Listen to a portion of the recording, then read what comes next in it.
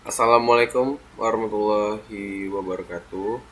Perkenalkan, nama saya Muhammad Nathan Gibran, NPM G1A024057 dari Informatika Angkatan 2024 dari KAS A. Jadi di sini saya akan mempresentasikan tugas yang telah saya dan kelompok saya buat, yaitu tentang komunikasi data dengan anggota kelompok yaitu saya sendiri Muhammad Nathan Gibran, Akbar Rizkal, dan Habibi Irawan Alim.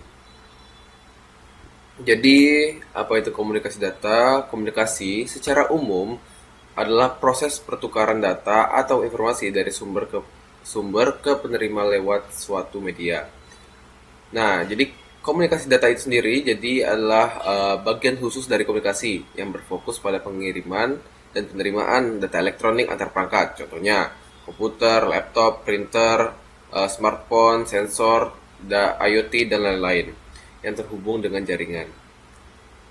Jadi ilmu komunikasi data ini menggabungkan dua bidang. Yang pertama adalah telekomunikasi, yaitu cara menyalurkan informasi dari satu titik ke titik lain. Yang kedua ada pengolahan data, yaitu cara mengelola, memanipulasi, dan mengolah data agar berguna. Selanjutnya ada perbedaan data dan informasi. Jadi bedanya data dan informasi. Kalau data itu adalah fakta mentah, belum terorganisir, bisa berupa angka, teks, sinyal. Contoh, 32, 33, 31, 34. Jadi itu hanya data mentah, hanya berupa angka saja. Nah, informasi itu adalah data yang sudah diberi konteks dan makna sehingga bisa dipakai untuk keputusan. Misal, angka yang 32, 33, 31 dan 34 tadi kalau diberi konteks atau makna seperti catatan suhu 4 hari terakhir, jadi artinya suhu cenderung naik. Jadi hari pertama 32 Celcius, 33 Celcius hari kedua, 31 Celcius hari ketiga, dan 34 Celcius hari keempat. Begitu. Jadi perbedaan ini penting. Jadi sistem jaringan bukan hanya mengirim data mentah, tapi memastikan data tersebut bisa sampai utuh, tepat, dan bermakna bagi penerima. Selanjutnya ada komponen dan komunikasi data. Jadi setiap proses komunikasi data punya 5 komponen utama, yaitu satu, sumber perangkat yang menghasilkan data seperti komputer, sensor, dan server. Yang kedua ada pemancar atau transmitter, yaitu mengubah data menjadi sinyal yang bisa dikirim, misalnya modem. Yang ketiga ada media transmisi, yaitu jalur tempat sinyal berjalan, kabel, serat optik, gelombang radio, satelit. Nah, yang keempat ada penerima atau receiver yang mengubah sinyal kembali ke data.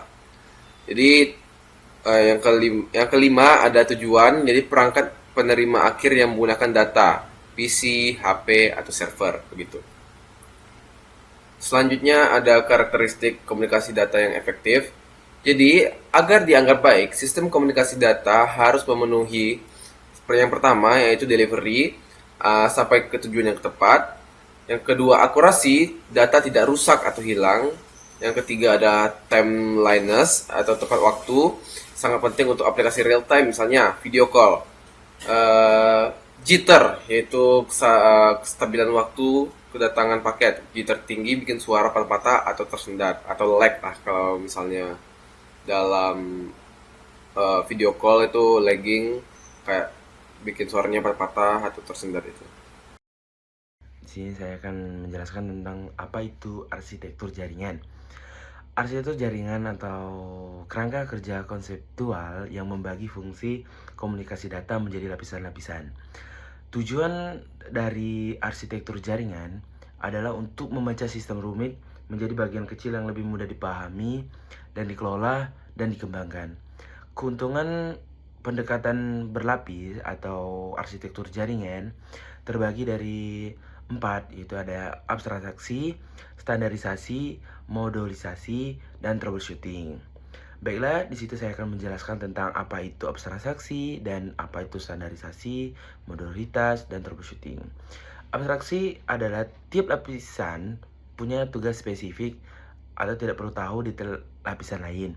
Sedangkan standarisasi, semua vendor bisa bikin perangkat yang lebih kompatibel atau lebih ringkas. Sedangkan modularitas perubahan di satu lapisan tidak merusak yang lain.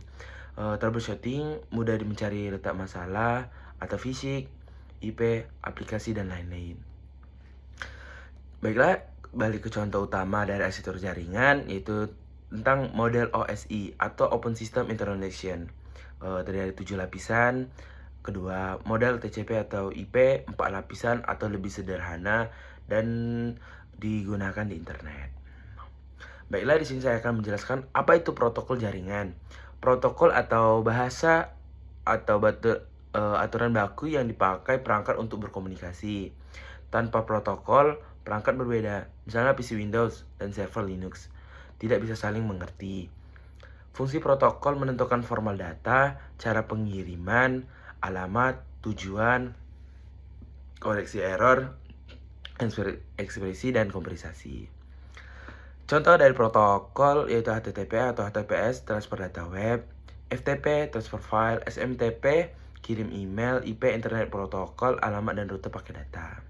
TCP, Transmission Control Protocol, memastikan data terkirim utuh. UDP atau Assured Datagram Protocol, pengirim cepat tanpa jaminan reliabilitas, dipakai video call atau game online. Baiklah, di sini saya akan menjelaskan tentang apa itu hubungan arsitektur dan protokol. Hubungan arsitektur dan protokol arsitektur adalah kerangka atau peta lapisan, protokol aturan di dalam tiap lapisan. Misalnya dalam model OSI, lapisan aplikasi pakai protokol HTTP, FTP, SMTP. Lapisan transport pakai TCP atau UDP. Lapisan internet pakai IP. Lapisan link pakai internet dan WiFi. Selanjutnya, apa itu jaringan komputer? Nah, jaringan komputer itu adalah sekumpulan dua perangkat atau lebih yang saling terhubung untuk berbagi data, informasi, dan juga sumber daya. Tujuan utama dari jaringan komputer adalah untuk efisiensi dan juga kolaborasi, seperti berbagi hardware, berbagi data dan aplikasi, dan juga mempermudah komunikasi. Kemudian ada topologi jaringan. Nah, topologi jaringan ini terbagi menjadi 5. Yang pertama yaitu adalah bus, yang kedua adalah star, ketiga ring, keempat mesh, dan yang terakhir tree. Nah, dimulai dari bus dulu nih. Bus itu semua perangkat di satu kabel utama. Murah, tapi kalau ada satu kabel yang rusak, maka seluruh jaringan akan mati. Kemudian ada star atau bintang, yaitu semua perangkat terhubung ke satu pusat, kayak switch atau juga hub. Yang ketiga ada ring, perangkat membentuk lingkaran, data mengalir satu arah, kinerja stabil, tapi satu perangkat rusak, maka cincin akan terputus. Keempat ada mesh. Mesh itu setiap perangkat terhubung langsung dengan banyak perangkat lain. Sangat andal, tapi mahal dan juga rumit. Yang terakhir, ada tree atau juga pohon. Gabungan antara bus dan juga star. Mempermudah, mudah diperluas, tapi tetap ada titik rawan di backbone. Kemudian klasifikasi jaringan berdasarkan skala. Nah, di sini terbagi menjadi 4. Yang pertama yaitu LAN, kedua MAN, ketiga WAN, dan keempat itu ada 8. Yang pertama dulu nih, LAN atau Local Area Network. Local Area Network ini areanya tuh terbatas. Kayak contoh cuman di rumah, sekolah, kantor, dan lain-lain. Kecepatannya itu cuma sampai 1-10 Gbps. Yang kedua itu ada MAN atau Metropolitan Area Network.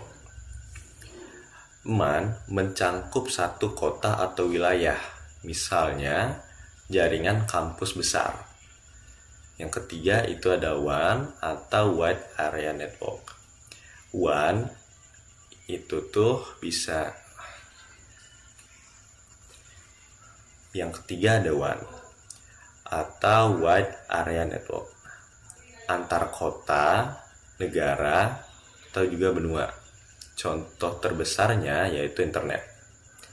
Keempat adalah PAN, Personal Area Network. Sangat kecil, misalnya kayak Bluetooth antara HP dan juga handset. Aplikasi jaringan komputer. Yang pertama itu pertukaran data dan juga informasi, bisa melalui email, pesan instan, atau juga video call. Yang kedua, akses dan berbagi sumber daya, yaitu file sharing, printer sharing, atau cold storage. Yang ketiga, ada web dan juga internet. Contohnya kayak browsing, e-commerce, e-learning, dan lain-lain. Yang keempat, itu kolaborasi bisnis dan juga industri. Itu contohnya kayak sistem ERP, IoT, dan juga perbankan. Yang terakhir adalah aplikasi masa depan, kayak 5G atau 6G yang ultra cepat, latensi rendah, mendukung IoT, dan juga mobil otonom. Kemudian IoT atau Internet of Things, itu tuh miliaran perangkat terhubung. Yang ketiga ada SDN atau Software Defined Networking, manajemen jaringan otomatis dan juga fleksibel. Nah, yang terakhir yaitu keamanan data, enkripsi, end-to-end, VPN, dan juga firewall cerdas. Baik, itulah tadi presentasi dari kelompok kami. Saya akhiri. Wassalamualaikum warahmatullahi wabarakatuh.